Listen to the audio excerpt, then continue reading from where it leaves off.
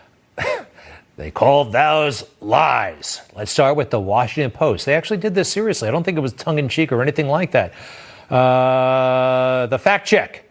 At 2 inches high, 1,000 burgers would not reach 1 mile high. I mean, this is the kind of junk that they dwelled in for the past 4 years. Also, that thing about buying 1,000 hamburgers, the Rolling Stone said, no, what's the difference between 300 and 1,000? Apparently, technically, it was 1,000. I mean, according to these guys, I'm a serial liar. I'm always saying, somebody did something 1,000,000 times. Hey, Joe, you've been late for work like 1,000,000 times this year. Everybody exaggerates like that. He was using a figure of speech. All right, those are kind of playful examples, but they get more serious as well. And when I say systemic lying, well, they are complicit in Joe Biden in every lie he's ever told. In fact, his entire campaign is based on a lie. So just about every time he opens his mouth, he's lying. What am I talking about? Charlottesville. Remember the tragedy that happened there in 2017, the horrible race riot? It was really bad, and a woman died. But Joe Biden took that and exploited it. Here's how he characterized what happened and the impact it had on him. Illuminated by torches, veins bulging and bearing the fangs of racism, chanting the same anti-Semitic bile heard across Europe in the 30s. And they were met by a courageous group of Americans, and a violent clash ensued. And a brave young woman lost her life. And that's when we heard the words of the President of the United States that stunned the world and shocked the conscience of this nation. He said there were, quote, some very fine people on both sides. Very fine people on both sides. And that's when he knew he had to run for president because of what Donald Trump said about that moment. Okay, so let's go to the moment itself. Again, there are people out there who still think Donald Trump said that the racists, neo-Nazis were very fine people. He did not say it, and he said it out loud. You're just one click away from home comfort. Cape Fear Air Conditioning, Heating, and Electrical, and Train. Which ones are probiotics? Yakult contains a probiotic strain, Lactobacillus casei shirota. Had people that were very fine people on both sides.